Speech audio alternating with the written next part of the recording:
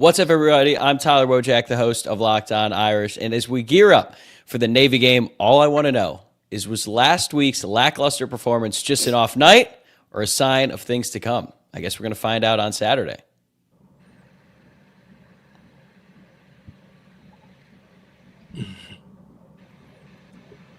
Hi, Reggie Brooks here, 1993 All-American. Can Notre Dame's defense continue this torrid run of stopping opposing offenses? And they're going to face a pretty daunting offense against Navy. I'm Allison Hayes, and did we maybe overreact just a little bit on Notre Dame's lackluster performance against Boston College? I'm Alan Pinkett, two-time All-American. Notre Dame appeared in the first showing of the college football playoff, but will they stay there? Play like a champion today. It's the Fighting Irish Squad Show. Everything Notre Dame Fighting Irish every week. Breaking down the biggest news and game-changing plays the way only Locked On Podcast Network can. Wake up the echoes. The Fighting Irish Squad Show starts now. Welcome to our midweek edition of the Locked On Irish Squad Show. I'm Allison Hayes, and you've got our panel here, Tyler, Alan, Reggie, and we are ready to talk about this Navy matchup. Tonight, we're going to get into the quarterback situation and how tough Blake Horvath is and that offense that Navy is so known for. We're going to talk a little bit about those CFP rankings. Is Notre Dame in the right spot? Do you like it there? Do you like the matchups? We're also going to talk about taking a look back at Boston College. Maybe we were a little harsh on the Irish in that win. We'll see. And a whole lot more. So let's get started tonight. Our title sponsor is the episode is brought to you by FanDuel. Right now, new customers can bet just $5. And if your bet wins, you'll get $300 in bonus bets to use across the app. Download the app today. All right, guys. Now, before we get fully into this Navy preview, let's kind of take one little step back. I know it's been a few days now, but taking a look at that Notre Dame win over Boston College. You know, Reggie, Alan, you and I, we all talked right after the game with sort of an instant analysis, and especially Reggie and I, we were pretty harsh on the Irish. We were not feeling that performance, to say the least. And now that we've had a few days to kind of digest it, the CFP rankings came out. Are you feeling any different? Were there things maybe if you went back and rewatched the game that you saw that maybe changed your mind a little bit? Or were there things that you didn't catch the first time you watched it, and now after watching it, you're even more concerned? For me, I felt like in the moment, it was like, oh my gosh, they should have absolutely dominated. What's going on? There was all these mistakes, and I was just completely disappointed in the performance. But then as a few days kind of rolled along, and then, of course, the CFP rankings come out, and I see Notre Dame comes in at number 10, I felt a whole lot better about it. I was really concerned that they didn't do enough to prove that they belonged there, or they were going to be at like 14. And so to see them come in at 10 made me feel a whole lot better. I mean, there's definitely a lot of things that need to be worked on still moving forward, especially the mentality, the maturity, the focus, that I think was what was the most disappointing. Mistakes can happen, but coming in with all of that momentum and the big win over USC, and then having that bye week, which, you know, Marcus Freeman said, this is not an off week. We're not taking anything off. And they had an opportunity to really refocus and come out, you know, swinging against a very much inferior team in Boston College. And they just didn't do that. We didn't see a fast start. We still saw the issues on fourth down. Of course, the kicking concerns. There were some, you know, missed throws by CJ Carr. There were some issues. Defense overall, I was very happy with. But there, you know, in that first half, there were some issues there as well. So I just... Now I'm talking myself back into feeling like maybe I didn't overthink it. Well, you know, I think it's inevitable that, number one, they're college kids. They're going to have a bad game. You just hope that when they have a bad game, they overcome themselves and find a way to win. And so I was more delighted that they found a way to win, but they they left a lot of chips on the table. And I felt even better when the rankings came out, because that let me know that the committee they passed the eye test with the committee, but this is just the beginning in terms of where Notre Dame is ranked, because one of my favorite sayings is the most I forgot it. The dumbest thing in the world, or the most insignificant thing in the world, is the score at halftime. Close second is the first round of the reveal of the college football playoff. So there's a lot of things that are going to happen, but like where they are now. But just be, I guess, somewhat pleased. I know you're not going to be happy, but somewhat pleased that they got the victory. They overcame themselves, and they didn't have a bad game like Miami and lose. Well, I'm sorry. I still feel that this game was just not a good game. And it was I talk about the little things, and it takes 11 guys, being focused, being attention to detail. And I for a little bit, I thought Coach Freeman was going to flip out. I mean, the mental mistakes that you can't make in these situations. And you touched on that, Allison. It's not so much, again, you're going to make mistakes. But again, it was just like one guy here, a couple of guys on this play. So every play, there was a little something off. And that, for me, offensively, it comes back to rhythm. I still think we're struggling to find the rhythm early. And, we get kind of, we try to force things as opposed to finding that rhythm and really getting after it. I will say in the first half, I really felt that BC was more physical than we were. I think they out-hit us, at least on the offensive side of the ball, and a little bit defensively. But the second half, they really picked it up, definitely played better, but they still had those little miscues here and there, false start or, personal foul after the play, the fumble by Jadarian. It was just the little things that, that would put them in a position where they're right there. They should score, and like I said, CJ missed a few throws down the field. And it was, like I said, that game should not have been close. Period. It should not have been close. And this is where, again, can Coach Freeman, as he's done so many times before, refocus this group and really point out those issues? Because when you play a Navy team, they're very precise. I mean, not to mention, their military background, it requires attention to detail, focus. And they're averaging over 300 yards a game rushing. So you're going to get some stuff. So I feel comfortable where our defense is. I think defensively, we've kind of found our niche, and we're getting some guys who are getting a rush. But offensively, we still haven't found the rhythm. And if we don't do that soon and really lean into our identity of being a running team, we made it to we're number 10, and I still am a little shocked by that, because I don't think that they had done enough, at least in my estimation. I thought they'd still be around the 11, 12 position. But hey, I'm happy. Don't look a gift horse in the mouth. So I'm happy where they are. But I think there's a lot more that this team can do to get better, to really get them going in a more positive direction offensively.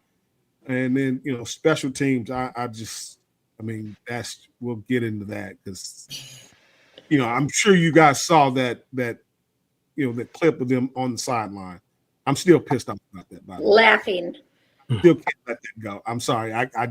And people have been sending me, because everybody knows how I have a thing about kickers, and I've been getting that video clip of them like constantly throughout the week. So I get it. I don't hate kickers. I'm just not a big fan when they don't do their job. They have one job to do. Just do your job. We're good. Yeah, I think two things can be true. That game was absolutely miserable to watch. I have had trips to the dentist that I enjoyed more. I had accounting classes in college that were more entertaining. So that is very true. It might also be true that that game just doesn't matter at all. Like this Saturday, if Notre Dame goes out there, if they pummel Navy and then they follow it up with a big win on the road over a ranked Pitt team because they were ranked in the college football playoff top 25, but not the AP, we're not going to be talking about the Boston College game. We might talk about it as a positive. Like that was the game that they needed to wake up. And we've actually seen that before. Like I remember in 2020, which was obviously a weird year for a million different reasons. If any of you remember the Louisville game, that was also awful. Notre Dame won that 12-7 at home. That was a terrible game, and that was not a very good Louisville team that year. I think they finished below 500, and after that, you're thinking, man, this team might not be that good. Well, then they got things right. They hammered Pitt the following week, and then they beat number 1 ranked Clemson 2 weeks later. So sometimes you have clunkers like this, you're able to bounce back and learn from it, but that is why I think this Navy game is so interesting. It comes at such a fascinating time with Notre Dame now being back in the national spotlight, ranked 10th in the country, but now they have to go out there and prove it against a Navy team who is 7-1, but I don't think they're quite as good as their record says they are. And if they go out there and dominate, again, that Boston College game will be forgettable, and maybe at the end of the year we'll be like, remember that Boston College game? That was weird. Oh, well, I think we have to hope so, but I think you're right. I do think, and as long as they continue to do what they're doing, they are putting themselves in position. Now, guys, before we start getting into, kind of the breakdown of this matchup and looking at their offense, I want you guys to explain, because every year, everyone always talks about how difficult Navy's offense is to defend. And with the, of course, Bob Davie was famous for saying, just find a way to beat Navy. Well, explain that to our viewers, to our listeners. Why is Navy so tough? Why is the triple option so tough? And Alan, you were telling us before we started the show, you actually played offense and defense against Navy. So you can kind of talk on both sides of that. That's actually Reggie that played. Oh, Reggie. Yeah, I never saw the defensive side of the ball, but what I can tell you didn't miss anything. Yeah, when you play Navy, usually you have about 12 to 13 possessions as an offense, but when you play Navy, because they hold the ball so long, you usually end up with about 8 possessions on offense. So what that means is you got to be more urgent with the possessions that you have. And ideally what you want to do with Navy is you want to get up on them by 2 scores to take them out of their game, because here's the bottom line. When Navy comes out on the field, they look like a high school team. I mean, they're kind of small. But if you are not fundamentally sound in defending that triple option, they will run you out of the stadium.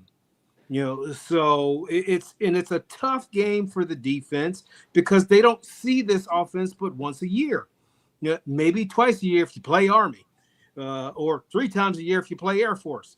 But all the adjustments you have to make in 1 week to prepare for this game makes it kind of tough. And look, don't be surprised if on the first series that Navy has, they go down and score, because it takes a couple of series to get adjusted, to get acclimated to the speed at which they run that triple option, because you can't replicate it in practice. They run it with such speed and precision that you got to see it a couple times to know, oh, okay, I need to take this angle to go get the pitch man. Because the angle I took before, dude just ran right by my ass.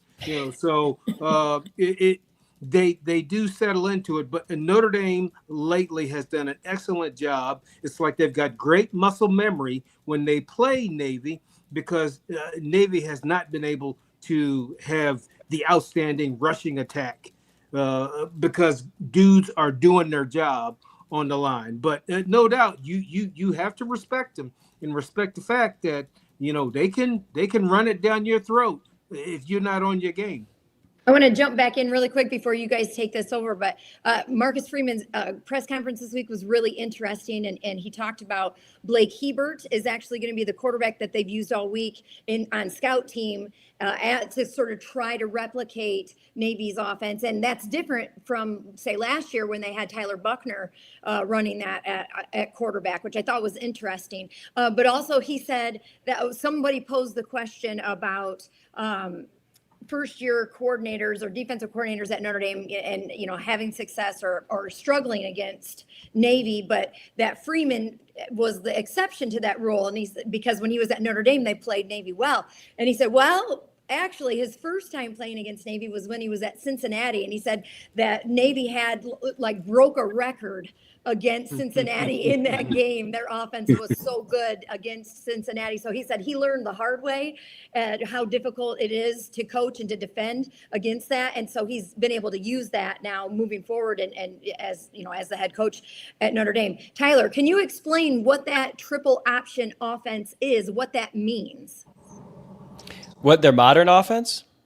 The triple option, yeah, the way that they execute it and why, Alan was kind of explaining why it's difficult, needing that time and being efficient when you're on offense. But what is the actual triple offense? So current triple option offense is more of like a spread hybrid compared to what we are all used to seeing growing up. You guys played in the game. We've all watched this Navy offense where it's like the flex bone. They could have three guys lined up in the backfield and then one guy split out, where option one is handed off to the fullback, option two is quarterback keeper, option three is then hand the ball off to the running back. And usually you fake or at least carry out the first two fakes, even if you end up giving it to the running back. But we talked about this before we went live. The NCAA they created a new rule a couple years ago that basically prohibits cut blocking, which is when a player blocks below the waist, and basically you're diving at the knees. That was a way that Navy was able to make up for their lack of size, and they would just cut block you to death. They would dive at your knees, and as it turned out, it ended up forcing a lot of injuries. Like, I remember the Notre Dame Navy game in 2014. Notre Dame lost 3 starters to serious injuries in that game, all because of cut blocking. That's a big reason why the NCAA decided to basically prohibit that going forward. And you'll notice ever since that change, Navy had to move into a more modern offense. They're going to run a lot out of the shotgun. They might even run some out of the pistol, and they have to do it because they can't just line up in the flex bone anymore, because then when they play a team like Notre Dame, who has way more size and they have way more speed, then they just overpower them. And ever since that rule came in place, Notre Dame hasn't really struggled with Navy. Like last year, Navy was ranked. It was the first time in decades when both teams were ranked at the same time.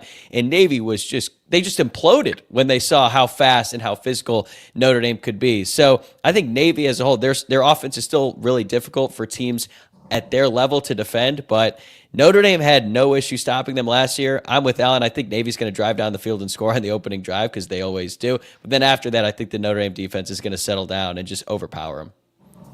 And Reggie, we teased that you played defense and offense against the midshipmen. Oh yeah, no, I hated those. When I was playing defense, I hated those games. I mean, because that was a week that week of practice was just brutal. I mean, we were constantly. I mean, literally, we'd go the whole practice every day just spinning off cut blocks because you knew it was coming. The receivers would throw downfield, like you could run back. You're defending the pass, and they're still trying to cut you. And so you had to protect your knees. And again, it was just a constant deal that you had to do. I will say this. I will say the size of these receivers and quarterbacks are a lot different than what they used to be. So just throwing out there, Blake Horvath, he's 6'2", 195. Alex Teka, I'm butchering his name. I apologize. Tessa, he's 6 foot 190, basically 200. And then you have Eli Hendrich, he's 6 foot 206. The guy the size of the guy that I'm used to seeing is Brandon Chapman, because he's 5'9" and 170. That was the size of the normal running back receivers, and that triple option was smaller guys. These aren't small guys, and they're a physical football team in the run game. So I would hope the defensive backs and the linebackers take note that, they're not soft. They're not little fellas that you can just come up and knock around. They're going to come out and they're going to be physical, and they're averaging over 317 yards rushing a game. There's a reason for that. They play a physical brand of football, and that's something where you got to prepare for that mentally, and not see it as the we got to worry about cut block. Well, no, as Tyler mentioned, that's not an issue anymore. The issue is they're going to be precise. They're going to be very disciplined in their approach, and they're going to continue to come at you down after down. And they play in such unison, and they're in such sync with that option, because that's one of the things why the option is so difficult to defend, is that if you're running it in such a synchronized fashion, is it the fullback, is it the running back, is it the receiver, because it's more of a spread bone or split bone look, and then you got to worry about this quarterback that can also throw the ball. So you get up there, you coming up to tackle, and you're preparing to defend the run, and they'll come like they're going to throw on you and then take off, and boom, the ball's over your head. So it requires a lot of discipline to beat this offense on a consistent basis. And this is, coming out of last week, that's my issue, is that, just the little things that you do, the couple of plays here and there that you don't get right. And Navy is, they got some, they make some pretty big plays. They're not, it's not that 3 yards in a cloud of dust. They have some big play potential on that team, especially in that, that backfield, that if you're not careful, and you miss a tackle, boom, that thing is in the end zone. So, this is going to really test Notre Dame's defense from the standpoint of being disciplined, having eye discipline, being in, staying square, using your hands, fighting off blocks, and being gap sound. They're going to have to be gap sound to have success against this triple option. Let me ask you this, saying that, with that said about the defense and what we've seen with Chris Ash and the way this defense has progressed, but then also in times kind of taken some steps back, do you feel like Chris Ash can get this defense ready to be gap disciplined and to be sound and to have their eyes ready and be in position? I wouldn't be surprised if they were, really working on Navy's triple option last couple of weeks. That would not surprise me, because they were, you got to be physical with them, and Notre Dame is very much capable of doing that. So I really, it wouldn't surprise me if they spent a portion of that bye week focused on Navy as opposed to being focused on Boston College. So I think they've been preparing for this game for more than just this week. This week coming up, I have no doubt that they, not that I've not seen it, but I would not. It would make sense to me if they used that time they had to focus on how to stop this Navy defense. And I'm questioning whether they're going to be able to get off the snide with that first drive. I think, again, this defense is in a position now where, again, they're flying around, they're making plays, they're playing with a lot more physicality and a lot more confidence. And that's a big part of when you're reacting as a defensive player and responding versus thinking about, okay, am I in the right place? It makes a huge difference in how you approach a tackle, how you approach, defending, warding off a block. A lot of these things are going up and defending the pass. This is where, you're going to see, the discipline, the level of discipline of this defense. And I think they're going to put some clamps on them. I think they're looking forward to this challenge. I think Chris Ash in his first year, this is one of those games where coaches utilize their resources. They call up a coach who's played against it before. They talk to other coaches to see how they've game planned. He's got Marcus Freeman right there to bump some ideas off of.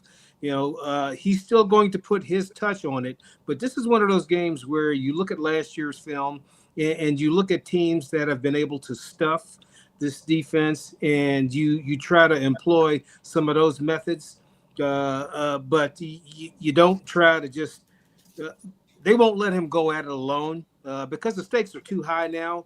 But the bottom line is you got to control the line of scrimmage. If Notre Dame can control the line of scrimmage, it doesn't make it so tough. But they have to each individual do their job, because if one guy freelances, it creates a big hole in the offense, and Navy will exploit it.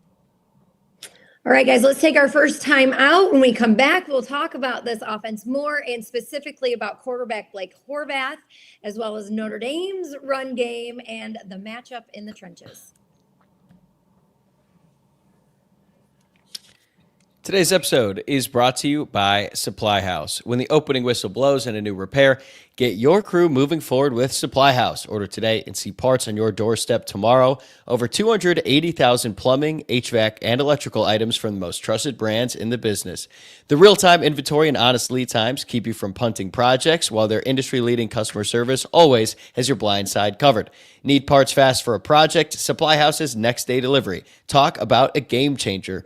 The Part Finder tools and 3D schematics can save you hours on jobs where every detail matters. Their Trademaster perks like priority shipping and dedicated support make the whole process smoother. Join the free Trademaster program today and score serious perks like priority shipping, lower prices, and a dedicated support line. Visit supplyhouse.com to sign up for free and use promo code SHCollege5 for 5% off your first order. That's supplyhouse.com. Real people, real service.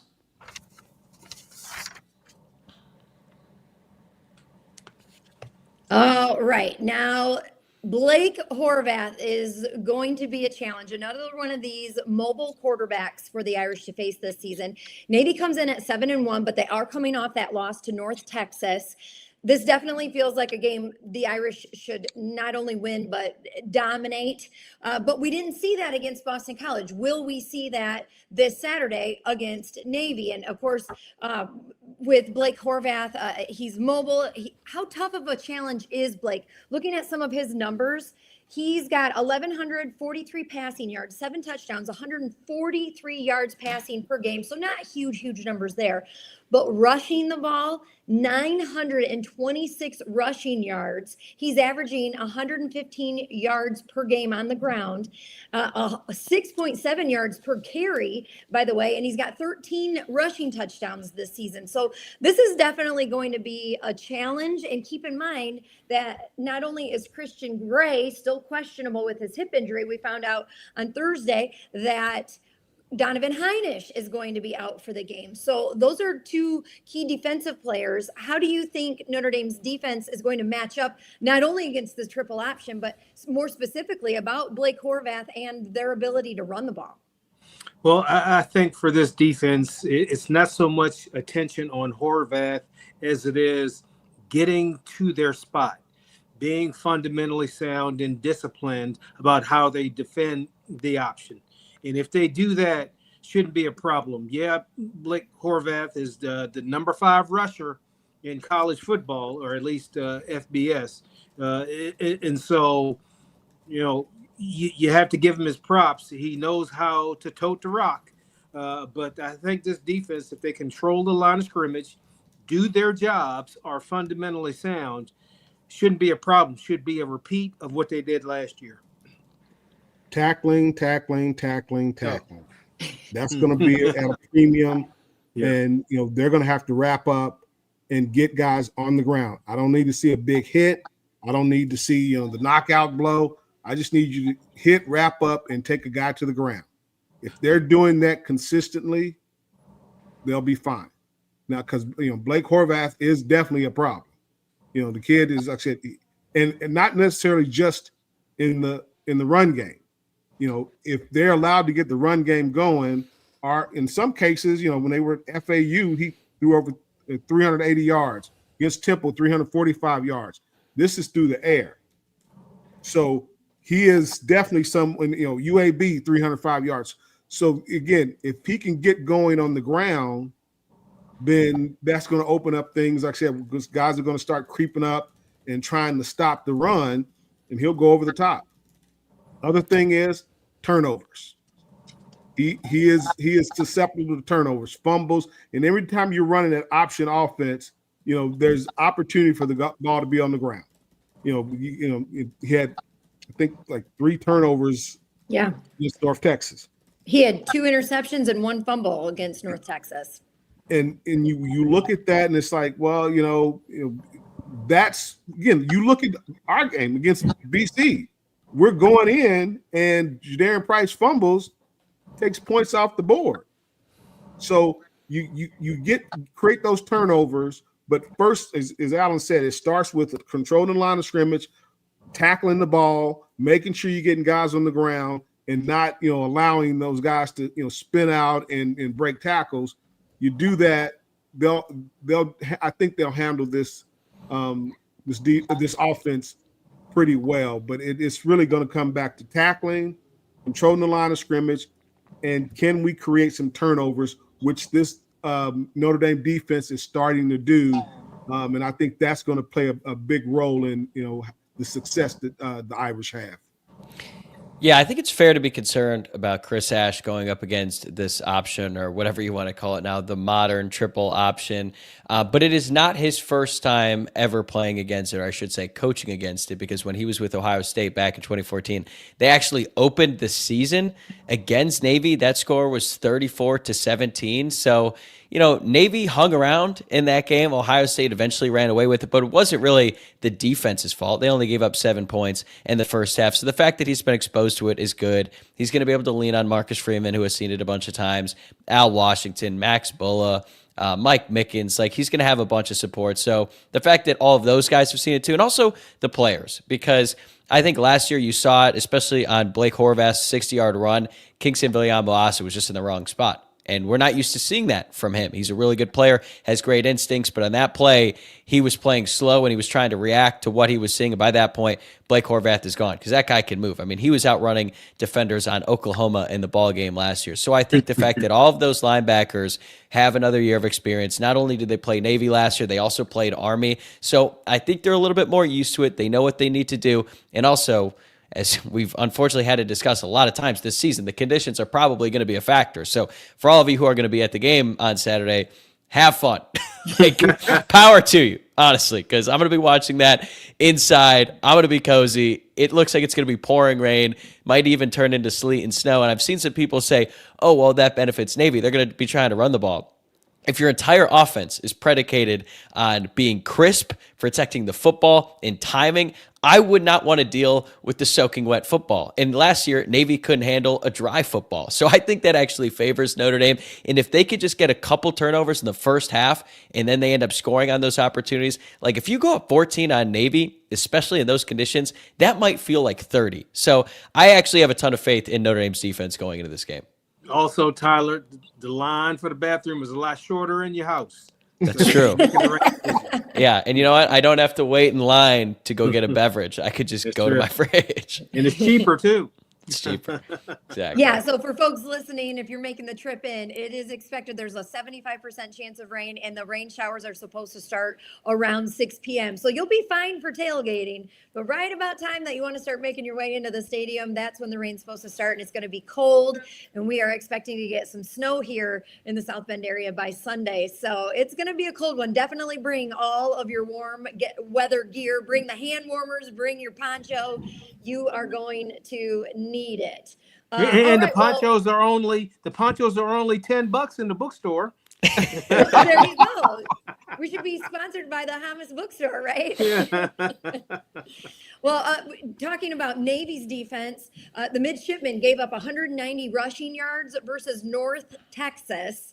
And we saw BC try to stop Notre Dame's run game, and they had some success early in the game, but then Jeremiyah Love did what Jeremiyah Love does, and he broke one off for 94 yards, and that was the ball game. Let's talk about this matchup. How do you like Notre Dame's run game going up against Navy's defense, and really in the trenches there, the offensive line versus Navy's D-line? I think there's going to be a size advantage big time for Notre Dame there, and just look looking at some of those stats. One thing I did want to point out before we get into that is just penalties for Navy against North Texas. That was a huge issue for them. That was one of the factors in the game. They had 8 penalties in that game. So, and we saw Notre Dame struggling with the penalties lately. Those are so costly, and they can literally change a game for you. So that was a big one that hurt Navy against North Texas. But you guys talk about this. And I know, Tyler, we love to talk about Jeremiyah Love and Jadarian Price and how many yards you think they're going to come up with in each game. You think they can get 100 each? It's going to be tough. I think Navy's going to sell out to stop the run. I mean, Boston College did early on in the game, but Jeremiyah Love, all he needs is one. Excuse me. He just needs one crease, and he is gone. So I think in this game, they won't get over 100 each. I'm just hoping for Jadarian Price that he has a big bounce back game. That was arguably the worst game of his career. 9 carries, 12 yards, and a crucial fumble. So they're going to try to stack the box. I think the only concern about the weather and how it could impact Notre Dame is CJ Carr obviously struggled to get control of the ball against USC. So if he's airmailing a few passes and they, get behind the sticks, then maybe that could slow down Notre Dame's offense. But if they get the passing game going, like the difference between what Navy was going up against in North Texas and what they'll get against Notre Dame is in the week before Navy played North Texas, they threw for 600 yards. So Navy was selling out to stop the pass, and then that set up the run. So then the North Texas running back ran for nearly 200 yards. I think it's going to be the inverse of that this Saturday. Navy's going to try to sell out to stop the run, but Notre Dame has such a mismatch on the outside with their receivers going against these Navy defensive backs. So if they could just capitalize on the few of those deep balls that they try to take early against Boston College, they go up early, then they might run away with this one in the first half. Well, I think to your point, Tyler, like I said, I think the passing game is going to be, yes, a running back is talking about, hey, let's throw the ball. Because watching this game against BC, there was, Notre Dame left a ton of points on the field. Like I said, CJ needs to stop trying to aim the ball and just throw the ball. He throws a beautiful ball, and it just seems like he was trying to place the ball precisely on those throws down the field versus just let it loose. You let it loose and trust your receivers to go get it. And I think that's where, again, if they can make, I would say it was about 4 throws that I saw that if he would have placed it better, those would have been touchdowns. And you look at it in that standpoint. Like I said, he's good about correcting himself. So I really feel like, they're going to sell out to stop the run, but we have got to hit those over-the-top plays early. And not just from a standpoint of putting points on the board, but just finding a rhythm. It's just been really, really hard to watch this offense because it's been out of rhythm. And part of that, when you talked about the penalties, when you get those false starts or illegal procedures, those are drive killers. And then you get a holding call or, after the play, stuff they were doing, that's a drive killer. Penalties are a drive killer, just like those missed opportunities. So they can take advantage of those early on, one-on-one matchups on the outside and win. Yeah, I think this game will be over early because they're going to have to back up. And as soon as they back up, number 4 and number 24 are going to have a field day running that ball up and down the track. It's hard to say this, but it may have to be one of those throw the ball to set up the run instead of using the run to set up the pass, because bottom line is, yes, they will stack the line of scrimmage, but they are totally mismatched in the secondary with Notre Dame's receivers. They cannot keep up with Notre Dame's receivers. And the person who's going to be the happiest if they stack the box is Mike Denbrock. Because he's got this shiny new toy in CJ Carr, who is very good at throwing it down the field. And if you look at the matchups between the defensive backs from Navy and the receivers that we have, I mean, it could be we could throw up 50 points in the first half. But, I mean, we all know that's not going to happen. But it might have to be one of those throw the ball because it's going to be there. If they want to bring 7 up to the box, I still think you can run, because all you have to do when they bring 7 in the box is just outflank them, hit the crease, and now there's nobody on that second level to tackle you, and you one-on-one with a safety or a defensive back. So I still believe you can run. It sort of goes back to I'll go back. Reggie, you remember when the 46 defense was when the Bears were in the 46 defense, and all these teams thought, "Oh my God, we have to throw the ball," but you didn't have time to throw because dudes were up in your kitchen as soon as you took a drop back. And then a couple years went by, and these teams figured out, "Oh, you're running the 46 defense? We're gonna check to a run." Because you got too many guys on the line of scrimmage. All we got to do is break that one level, and we're off to the races. So that's why I think I'm not worried about them stacking the box, but they still won't be able to deny the mismatches they're going to have, especially. And by the way, I'm a big fan of Tyler's Daily Show, especially for Eli Raritan. I keep talking about him being the MVP for the week, and this might be the one. Tyler, I'll let you elaborate on that, why it is such a mismatch for Eli Raritan. So they have one linebacker who is one of the worst linebackers in the entire country when it comes to coverage. And for like all the talk and the praise that we were giving, the way that they've been able to recruit guys with better size in the offense, it has not worked on the defense. Like, they're still very undersized. And I think, like, if a corner or a safety or a linebacker is lined up against Eli Raritan, it does not matter who it is. It is an enormous size mismatch. So he should be open. And I'm just really happy with the way that he just goes up there and gets it. Like, to Reggie's point, there's times where it feels like Carr is trying to aim the ball. When he throws it Raritan's way, it's just, hey, I'm throwing it in your direction. Go up and make a play. And he came through multiple times against Boston College. He has to lead the country in catches downed inside the 5. Like, it's getting comical at this point. And he seems to have a great attitude about it, but get him in the end zone. Like, every single week.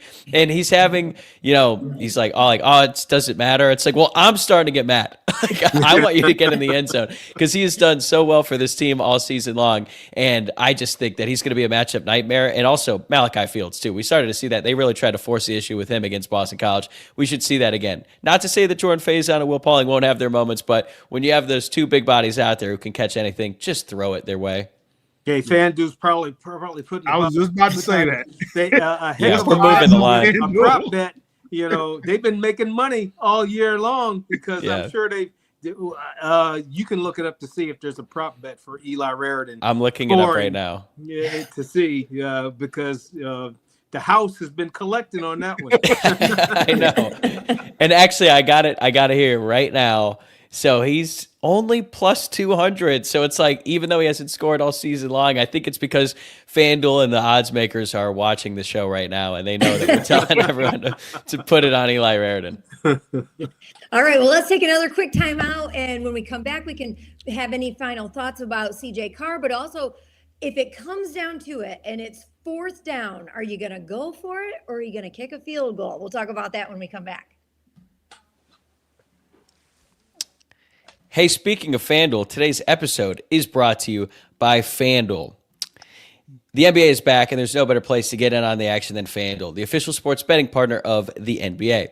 Even if you missed the start of the game or want to ride the hot hand, FanDuel has live bets on everything who will score next to fourth quarter comebacks. Plus, you can even combine your live bets into a same-game parlay for a shot at a bigger payout. It keeps every game exciting, especially when your team's making that late push. We're already giving out picks on the show. We're already telling you to take Eli Raritan plus 200 to score a touchdown. I would probably advise betting Jeremiyah Love to score a touchdown, because that's minus 750. So you'd have to put a lot of money to get anything back for that bet. That's actually insane. Minus 750 to score a touchdown. Anyway, FanDuel is giving new customers $300 in bonus bets when your first $5 bet wins. So head to FanDuel.com to sign up and play your game with FanDuel, the official sports betting partner of the NBA. All right. Well, we talked a lot about CJ Carr in that last segment, but do you guys have some final thoughts? You talked, Reggie, about seeing some of these missed opportunities, some of these missed throws that he had.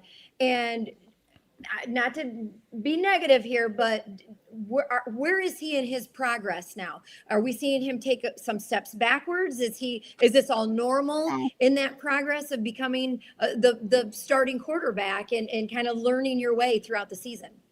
It is definitely, he's still in the learning process. I mean, you're still getting I will say he does have a great rapport with Eli Reardon, and I think with Tyler's point, Eli has a great catch radius. So he's comfortable throwing it to him because he's been consistently catching the ball, KK Smith and Pauline, he's got a comfort level with Faison. I think he's trying to develop one with Malachi Fields, but it's those deep ball throws that he's got to understand, okay, who are you throwing it to? Because a Faison has a little more speed to get down the field, and you got but for Malachi Fields, that's when you got to lay outside and up. Let him go up and high point the ball because he has the physical tools and the strength to out muscle, a defensive back. But Faison, he's going to use his speed and quickness. So understanding he has to do a better job of understanding who is he throwing the ball to and trusting himself. I think that's the biggest thing that, if he gets over that hump of saying, hey, I'm going to throw the ball, because he's had a couple where he's thrown the ball up there and his guys didn't go get it. Like Malachi Fields is going to go get that ball. Pauling, I don't know if he's going to fight for it, but if it's in his area, he'll catch it. But again, you got to have guys that are going to fight for you to get that ball no matter what. And so that's what Eli Reardon does. He does a great job of going up, getting the ball or grabbing the ball and catching it. And so there's a trust factor with those guys to say, hey, I'm going to throw it to him because they'll go up and get it. They'll go after the ball. So the more he can understand that and develop more of a rapport with the receivers, the better off he'll be. I really would like to see more of Jeremiyah Love out in the passing game. When you get him out there when you've had him throwing those little option routes and the flats and the swings, and get the ball to him, that's like a long handoff, because when he's out in open space, that boy can move. I mean, he makes guys miss. So I would love to see, again, if they're going to stack the line, spread them out and get Jeremiyah, get him the ball in the screens, find ways to get him the ball, because he's just too dynamic of a player not to have the ball in his hands. I'm more excited for CJ Carr for next year, but he is definitely ahead of schedule this year. So I think what he has to do is just play free and loose. Don't worry about being exact. Don't worry about being accurate. Just, you've been playing football, since you were a little tyke. It's just football. Just pretend you're in the backyard. I think the freer and looser he is, the more accurate he's going to be. It's sort of like my golf swing. When I get mechanical, I'll shank that thing in the woods. But when I just stand over and say, just hit it, I look like I should be on the PGA Tour. But Alan, I've played golf with you. You better be careful what you're saying here. You saw my 3 good shots. I did. But it's one of those. He has to be in a mindset, and I just think next year, after having gone through a year of all the adjustments you have to make and playing in different weather and with different receivers and all the different defenses, he's going to have such a comfort level next year that he's going to light this place on fire. But like I said, he's ahead of schedule, and he's going to do some good things for this team this year. And, thank God you have, Love and Price there to help him out. And a big old tight end with a wide catch radius. So we'll be all right. Yeah, I hope this doesn't sound like we're being critical of CJ Carr, because we're not. It's just all relative to expectations. Like, if he had struggled mightily out of the gate and then he had the exact same performance against Boston College, we'd be like, all right, big step forward for CJ. And I do think it was a step forward in the sense that he was coming off his worst game of his season and therefore the worst game of his career against USC. And he was a little bit sluggish early, but then he got into a groove. They showed that graphic on the screen where he had not had an incomplete pass in like 3 hours of actual time. And you look at his stats throwing deep. First of all, they're chucking the ball deep way more than they did at any point last season. Yeah. So for the year, he's attempted 48 passes of 20 or more air yards. He's completed 21 of them, which is about 44%, but it's not really a high percentage throw. The thing that I really like about it is he's thrown 6 touchdowns, so he's obviously been capitalizing on a lot of them. He hasn't thrown 1 interception. I mean, the one to KK Smith, yes, there was a hold. Yes, there was a pass interference. Still would have liked KK to give a little bit more of an effort there. That's neither here nor there. But he's actually pretty good at all sections of the field. Like, he completes the same amount of passes going deep left, deep right, and deep middle. Now, so far this season, he's had more success in the left and in the middle. I mean, the last game you saw Pauling, he had a post route up the middle. He's hit Pauling a couple other times. Fields had that one deep post to the left. But the fact that Notre Dame is willing to throw it deep and they're willing to throw it in all areas of the field puts stress on the defense, even if they aren't capitalizing. Like, the defense has to take that into account. We saw it against USC. So once he starts capitalizing on these at a more efficient rate, like, it's actually over, because even when he's missing, like that last deep throw to Malachi Fields, yeah, he missed a touchdown and he's got to connect on that. But like, that ball traveled 65 yards through the air. And I walked away from that like, all right, CJ, rein it in a little bit, but that dude has some serious arm talent. Absolutely. Okay, now we posed this question before we took our break. If it comes down to it and you're on 4th down, are you going for it? Are you trying to kick the field goal? We know the woes. I'm going to give you some numbers here. Field goals this season, Noah Burnett, he's 5 of 6. Schmidt, he is 0 for 2. Of course, we had the missed extra points against Boston College. Notre Dame is 1 for 3 on 2-point conversions. But then on 4th down, the Irish are 8 of 20. And they are ranked number 122 in the country in the red zone scoring. And on 39 attempts, the Irish have scored 29 times in some form or fashion, whether it's a touchdown or a field goal. So with all those numbers and what we've seen, and of course, we're coming off Boston College with a missed field goal and the missed extra points. What are you doing if you're the coach? If you're out there in the moment and you're on 4th down, are you gonna try to go for it? You gonna try to go for the kick? What are you gonna do? No, I'm going for it. I'm going for it. I mean, you cannot trust these guys. And again, kickers are head cases. So when they get in their head and they get the yips or whatever they call it, it is hard to, get them back on track. Get them in to see the psychologist, whatever you need to do. But right now, I just don't see. Don't see the benefit. I mean, you're just as likely to miss a field goal as you are to complete a pass, going in, on 4th down. So I would say right now I would go for it, but I would definitely work on these young men and their psychological issues, because I'm sorry, you can't tell me that, they're not, something's off. Something's off, whether it's rhythm, mechanics, whatever the case may be. Something's off that you haven't been able to fix it all year. So they got to keep trying it. But at this time, I'm gonna roll the dice and go for it on 4th down, because I just don't trust what I have back there kicking the ball right now. Well, I think you have to pick one kicker and just ride that horse. All right. And that one kicker, just let them know you have faith in them. Let them know you trust them.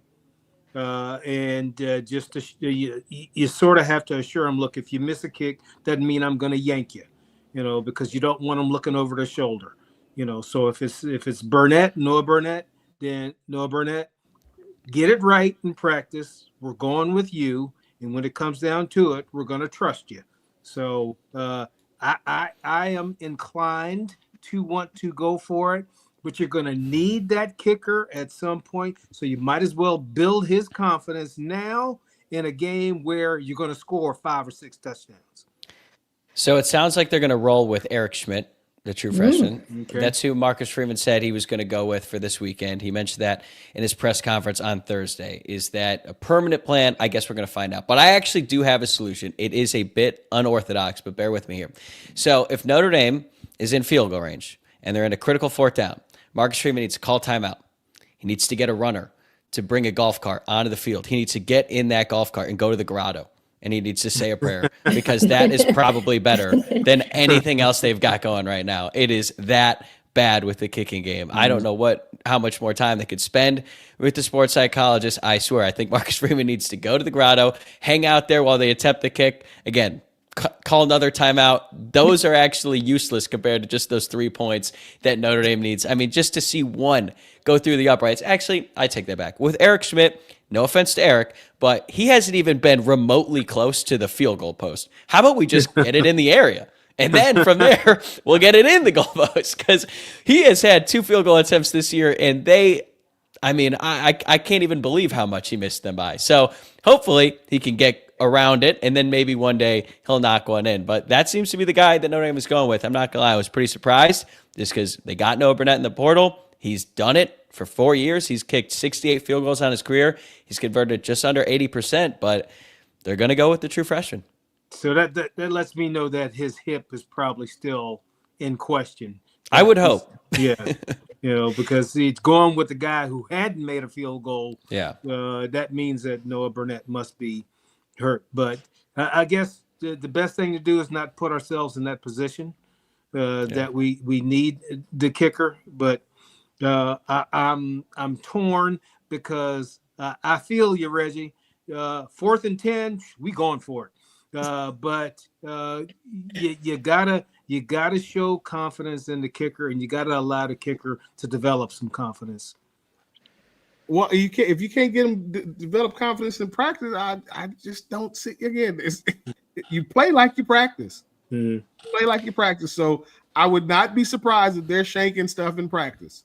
How much, when you guys played, maybe you don't know the answer because why would you pay attention to this, but how frequently were the kickers kicking during a week of practice when you were playing? Because Marcus Freeman mentioned that he only has the Notre Dame kickers kick twice a week because they don't want to overwork them. And they've attributed overuse to the reason why Noah Burnett got hurt. So they might, again, he didn't reveal all the specifics. Like, they're probably doing extra points pretty frequently, but kicking long-range field goals, maybe they just do 2, because they're obviously doing a bunch in warm-ups too. So it's not like they're only kicking 2 days a week. But I think in the lead up to the game, they're trying to rest them more. And I'm just curious, were they kicking every day back in the day? Hell yeah. all day, every day. They didn't kick during 2 days when they actually had 2 days. They only practiced once a day though, so they didn't kick both practices. But during the year, yeah, you had special teams periods where you had sections where you worked on kickoff, punt, field goal, extra point. Yeah, but they would go off by themselves and go kick. Yeah, so, they would. They would go to the other field and out of sight, out of mind. Mm-hmm. Just, make sure you're making it, and then come back and like Coach Holtz was. He was. You think I'm hard on kickers? That dude, he was brutal. But again, that was like, hey, that's so you had to kick. Like if you weren't kicking and you missed, Scott Plum, he missed something. He said, "Son, your ass will never see this field again." Yeah. Well, I mean, with Coach Holtz, you didn't even want to make a mistake. Yeah. I don't care what position you played. I remember him saying that, I can guarantee quarterback will throw no more than 3 interceptions. Because if he throws more than that, he'll be on the sideline with me. So yeah, that's kind of shocking. I've never heard of that. He didn't really articulate it fully. Like I said, I'm sure that they're doing some maybe kicking go stuff every day. live twice a week. I think maybe for clarification, maybe go live twice a week. But they're kicking all day, every day. Yeah, like, I've never heard of that. I was like, kicker is that's all you and do. That's such a muscle memory. It's too. Yeah, you got to have a nice rhythm. He also, hold, boom, kick. Maybe And Noah Burnett is doing it less. They tend to be robotic about it, and they have to be robotic about it. It's all about the operation, so they lock in on the operation. That way they don't have to put any thinking into it. It's just see ball, kick ball, do my steps correctly, use my same motion every time, get the same result. Well, it's similar to them kicking the ball out of bounds. I'm like, how do you? That's Eric Schmidt, by the way. Yeah, that's the new place kicker. Like, how are you kicking the ball out of bounds, bro? That's you. Didn't they move the ball further? Yeah, don't just kick it in the middle of the field. Yeah. Come on. I'm saying. All right, we got to take one last time out. We'll keep it quick, and we'll come back and we'll share some thoughts real quickly about our CFP, the rankings that came out, and what we think about it.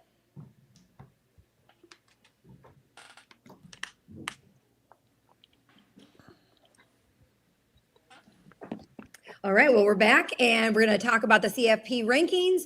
I know this came out on Tuesday. Lots of people have had a chance to talk, but we have not had a chance to talk about it together. So just wanted to get your thoughts on watching it. It's being unveiled, and as it kept going, it was like, oh, wow. Oh, Vanderbilt? Whoa. You're watching this all unfold, and Notre Dame got to number 10, and it was like, all right, this is real. And yes, I know it doesn't matter what happens today because it's all going to change by Saturday, and everything is going to continue to change. This is very fluid, but you want to be in that position. You want to be where they're at right now. They're in a very good position at number 10, and it gives them some space. It gives them the opportunity to possibly move up.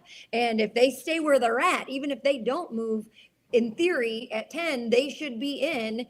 But that would be an away game. They wouldn't get to host. So just what were your thoughts as it was unveiling? Tyler, did you like it? Do you think that's an accurate spot for them to be in? And do you think they'll stay there at 10? Or do you think as long as they continue to win, could they even move up from there? Look, I think there's arguments to be made for Notre Dame, Texas, and Oklahoma. Like, you could kind of pick apart every single one. So if any combination of those three, I would have been cool with. Texas has obviously had some highs and lows this year, but they were able to escape Mississippi State with the win. Their two losses are on the road against the number one team in the country by a touchdown. They had the ball late there. And I don't think losing on the road to Florida, their record isn't great, but playing in the Swamp is difficult. And Florida gave Georgia everything that they could handle last week. And then, you've got an Oklahoma team that lost their quarterback at some point. So anyway, we could do this all day. Where I think Notre Dame separated themselves was in these metrics that the committee said they were going to use this season, like strength of record, like game control, all these different stats. It's kind of like the BCS formula back in the day. And Notre Dame was rated higher than Texas and Oklahoma in basically every single one of those metrics. So for now, it makes sense. However, Texas has Georgia on the road, and they've got a game at home against Texas A&M. If they win those games and they win out, they're absolutely going to jump Notre Dame. I don't think that's going to happen, but if they do that, they deserve to do that. Oklahoma has a gauntlet down the stretch as well. So like anything, it's going to play itself out. But for today, I'm happy with Notre Dame, but I do disagree with this notion that the committee just kind of went off vibes and they just picked Notre Dame because of the brand or because they've been playing well. No, the actual metrics that they use support Notre Dame. But for now, they're in a really good position. I think all Notre Dame fans should want Texas to lose. You probably want Miami to lose one more time just so they're out of the picture. Texas A&M to keep winning. But they're in a really good spot right now. Well, Reggie and Allen, really quick, do you think that losing at the beginning of the season, that seems to be the trend? It's okay to lose early. It's not okay to lose late.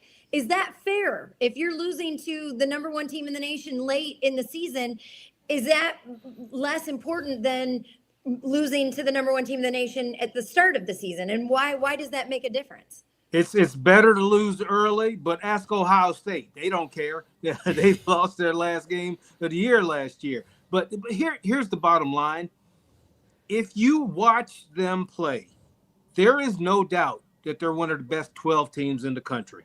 So with all the metrics that exist, the main metric that the committee used was their eyes.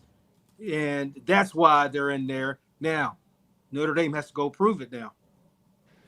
Well, I was surprised that they were above Texas and Oklahoma. Just because of the Big Ten, the conference. But I like where Notre Dame is. I think they have an opportunity with the Pitt game is to get another ranked win, which again, we had two good losses. And I think it was at the time where they were, we lost to Miami, who was ranked high. We lost to Texas A&M, also ranked high by, 4 points, 3 points to one school, 1 point to the other. And I think now it's just a matter of, getting some style points and beating the last ranked team that you have this season and getting to there, because, you're going to see some teams, especially like an Indiana, Ohio State. One of those teams are most likely, going to lose in the conference championship. So that's where I think we run the risk of, if we don't take care of business for the rest of this season and win out and get ourselves as high of a position as we can, you get some teams that can get in there and play in those championship games. Not to mention the group of five, which is going to be in there, and whether it's ACC or Big 12, that's going to be a interesting dynamic. So I think it's really going to come down to the conference championship, because I think Notre Dame wins out. How well we do is going to play a factor, but we want, like I said, the Pittsburghs and the Texas A&Ms, and the USCs. We want to. I can't believe I'm saying this. We want to root for USC right now. But it's really going to come down to those conference championships are going to play a major role in where Notre Dame is slotted at the end of the year. And I'll throw this in because I know we're running out of time. Campaign season has begun. I know there were some elections the last couple of days, but campaign season has begun, and you're going to have every coach out there stating their case of why they think they should be in the playoffs. But in Notre Dame's case, if they win, they should be in. So what's nice is they don't have to depend on anybody else but themselves. All right. Campaign season for the Heisman, too. Notre Dame has been in full force right now for Jeremiyah Love. So we'll see how that goes. If he can get himself invited there to the ceremony, that would be pretty cool, because Jeremiyah Love has been absolutely spectacular for the Irish this season and for his career. All right, guys, that's going to do it for our Navy preview. And if you liked us, thank you so much for listening, for watching. Please subscribe on YouTube or wherever you're listening to this podcast. And if you enjoyed the show today, please give this video a like. And if you're watching on YouTube, or you can rate us with 5 stars and leave a review if you're listening to the podcast. We will be back on Saturday after the Notre Dame Navy game. Thank you all for joining us. Go Irish.